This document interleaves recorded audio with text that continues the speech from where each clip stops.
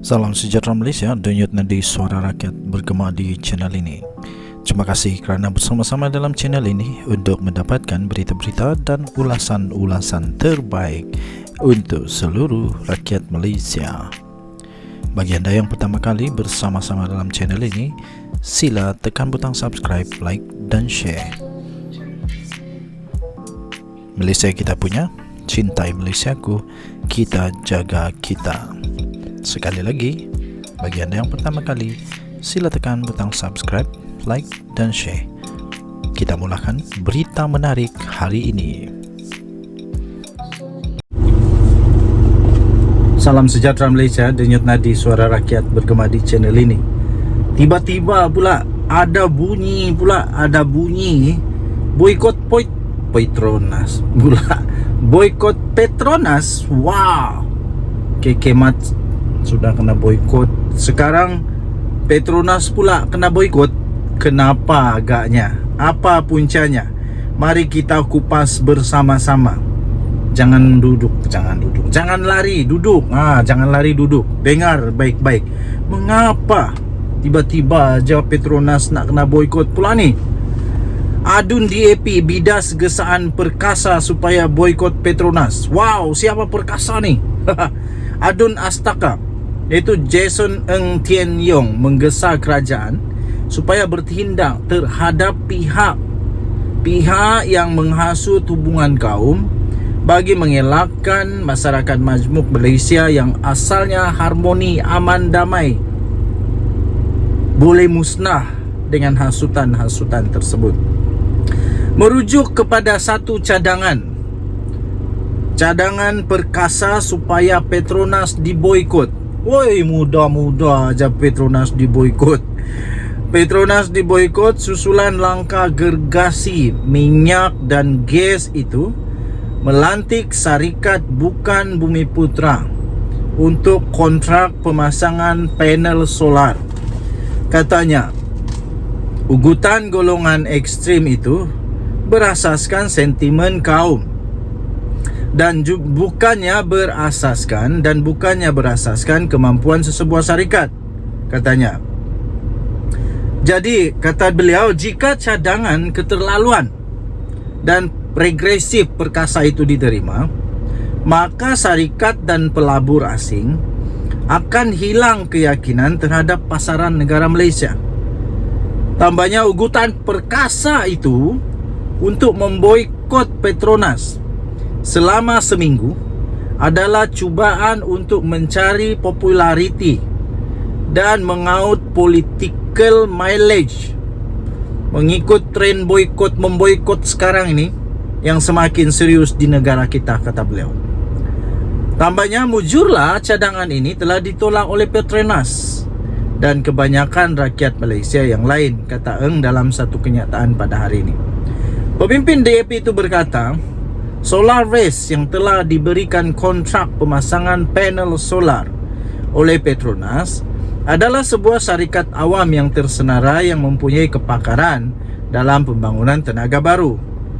Kepakaran mereka menurutnya bukan sahaja membolehkan mereka mendapatkan kontrak daripada Petronas, tetapi juga mempunyai projek-projek lain, termasuk dengan projek-projek penjanaan tenaga solar yang lain, termasuk dengan Tenaga Nasional Berhad.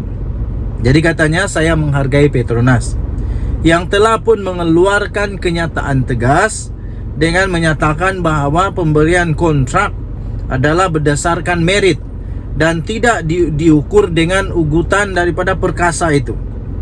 Malah majoriti rakyat Malaysia turut menolak cadangan tersebut, katanya, dan membuktikan amalan perkauman yang ekstrim masih lagi ditolak di negara kita ini. Syukurlah, syukur puji Tuhan, kita harus jaga negara kita daripada fahaman-fahaman ekstrim yang dapat memusnahkan keharmonian, satu paduan kita.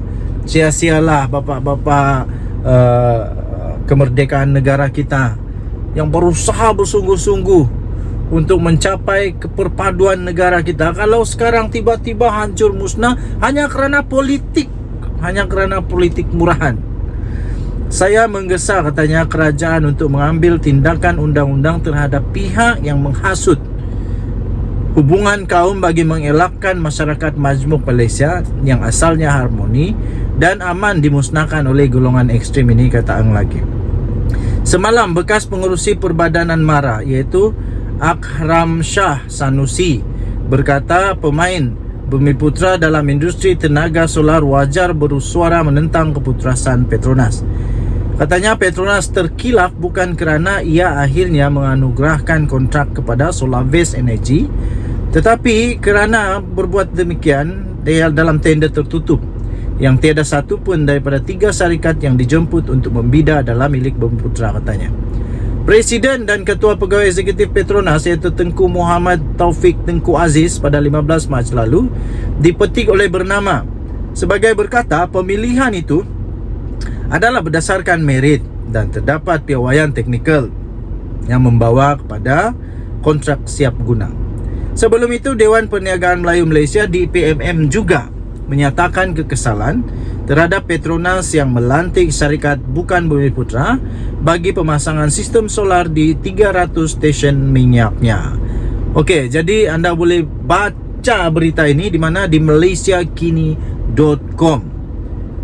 Tarik 28 Mac 2024 tajuknya Adun DAP bidas gesaan perkasa supaya boikot Petronas. Wow. Janganlah boikot Petronas. Jangan, tak payahlah boikot Petronas sebab sudah diselesaikan dengan baik. Ya, sudah diselesaikan dengan baik. Kunci kepada segala-galanya yang saya nak sebut itu ialah marilah kita bersama-sama menjaga keharmonian negara Malaysia. Kita tak payahlah nak terlalu ekstrim. Kita harus bersederhana. Saya bangga hidup di negeri Sabah, negeri di bawah bayu, negeri tanah tumpah darah kami, di mana kami hidup harmoni di sini. Saya fikir seluruh Malaysia hidup harmoni. Saya pernah juga hidup beberapa negeri yang lain. Semuanya hidup harmoni. Jadi itu harus dipertahankan. Politik itu bermusim, ya. Politik itu bermusim. Bila-bila masa boleh berubah. Setiap kali kepimpinan politik yang baru pasti berubah. Semua boleh berubah, tapi satu perkara yang jangan berubah, satu perkara yang kita harus kekalkan, kita harus pegang, kita harus simpan, ialah perpaduan negara kita, keamanan negara kita. Kita harus pertahankan tanah tumpah darah kita, negara Malaysia yang tercinta ini. Siapa lagi yang jaga negara Malaysia kalau bukan kita? Takkan kita nak harap PTI itu yang jaga negara Malaysia. Takkan kita nak biarkan PTI itu gelak kat negara Malaysia. Daripada negara kita cari duit dengan bukan main berusaha lagi. Kita pula berusaha main politik sampai perpecahan daripada gelak kat kita. Tahu tak? Daripada gelak kat kita, daripada tersengih-sengih tengok berita dan mereka pula tiba-tiba jadi penganalisis, pemerhati politik negara Malaysia. Apa mereka buat? Mereka gelak kita. Mereka gelak kita. Mereka kata kita bangsa tak sedar, kita bangsa Malaysia yang tak sedar bahawa negara kita negara yang sangat-sangat bagus, yang patut untuk dipertahankan keamanan. Mari sama-sama rakyat Malaysia kita kekalkan keharmonian negara Malaysia di bawah payung Duli Yang Maha Mulia Seri Paduka Baginda Yang di-Pertuan Agong Sultan Ibrahim, dan juga di bawah kepimpinan Perdana Menteri Datuk Seri Anwar Ibrahim serta semua exco, daripada pemimpin kerajaan, pemimpin pembangkang, setiap pemimpin suku-suku kaum yang ada di Malaysia, pemimpin agama di negara Malaysia. Mari kita sama-sama jaga keharmonian negara Malaysia. Kita jumpa lagi. Bye-bye.